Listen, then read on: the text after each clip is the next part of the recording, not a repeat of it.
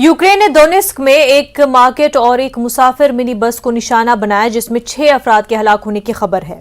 अलहदगी पसंदों के जेर कंट्रोल शहर दोनेस्क के मेयर ने कहा कि हमले में 6 अफराद हलाक हुए हैं।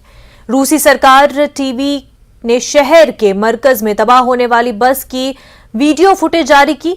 इन रिपोर्ट्स की आजादाना तौर पर तस्दीक नहीं हो सकी है।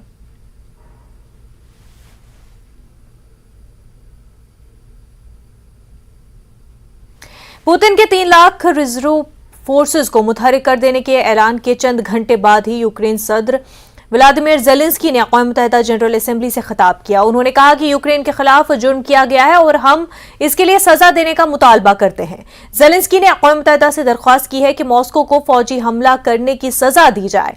यूक्रेन ने रूस को सलामती काउंसिल में हासिल वेटो पावर छीन लेने की भी अपील की है।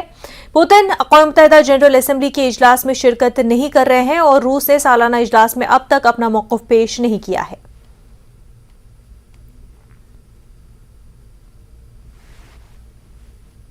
दूसरी तरफ जंग के बावजूद रूस और यूक्रेन के बीच करीब 300 कैदियों का तबादला हुआ है। रूस के यूक्रेन पर हमले के बाद अब तक सबसे बड़े पैमाने पर कैदियों के तबादले की कार्रवाई अंजाम दी गई। रिहाई पाने वालों में अमेरिका, बरतानिया, स्वीडन, मोराकश और क्रोएशिया के शहरी भी शामिल हैं। उनमें से कुछ को रूस ने मौत की सजा सुनाई थी।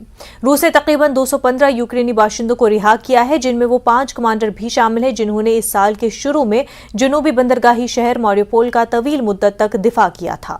बदले में यूक्रेन ने 55 रूसियों और मॉस्को नवाज यूक्रेनियों और ममनुआ रूस नवाज पार्टी के रहनुमा विक्टर को वापस भेज दिया। सऊदी अरब और तुर्की की सालसी पर यह कार्रवाई अंजाम दी गई।